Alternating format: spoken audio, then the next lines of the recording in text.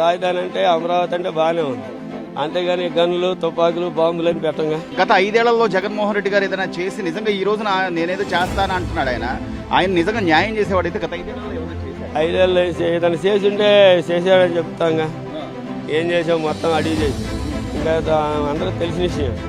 ఒక కమిటీ ఇదేదో పరిరక్షణ కమిటీ అని చెప్పి దానిలో నందిగం సురేష్ లాంటి వాళ్ళు, లేకపోతే అంబటి రాంబాబు, నందిగం సురేష్ గారు గతంలో గత 5 ఏళ్లలో ఏ రాజధాని తను కూడా ఈ రాజధాని ప్రాంతం అతని సపోర్ట్ చేయాల, రాజధాని ఆగం చేసి. ఇవాళ మామూలుగా రాజధాని అప్పుడు వైజాగ్ అన్నారు, ఇది చేసి ఇవాళేమో విజయవాడ గుంటూరు అంటున్నాడు. అదేదో యూనివర్సిటీ ఖాళీ చేయించి ఆ రోజు మామూలుగా అటు యూనివర్సిటీలో 150-200 ఎకరాల నెడమరికి వెళ్ళి ఇచ్చేసినట్టే ఎటు మాట్లాడలేని పరిస్థితి అయ్యింది. మావి కానీ మాదేమన్నా మచిలీపట్నం విజయవాడ ఇవన్నీ జరిగాయి కాదు. ఆల్రెడీ రాష్ట్రపతి గవర్నర్ ముద్రేసేసింది, ఆ ధైర్యం మీదే ఉన్నారు. నేను వస్తే ఈ గ్రామాలు మళ్ళీ ఇవన్నీ రాజకీయం కోసమే వాడుకోవడం, అంత ఏమన్నా.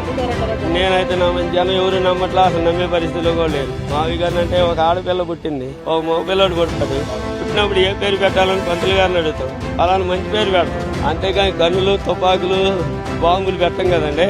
రాజధాని అంటే అమరావతి అంటే బాగానే ఉంది, అంతేగాని గన్నులు తుపాకులు బాంబులు అని పెట్టంగా.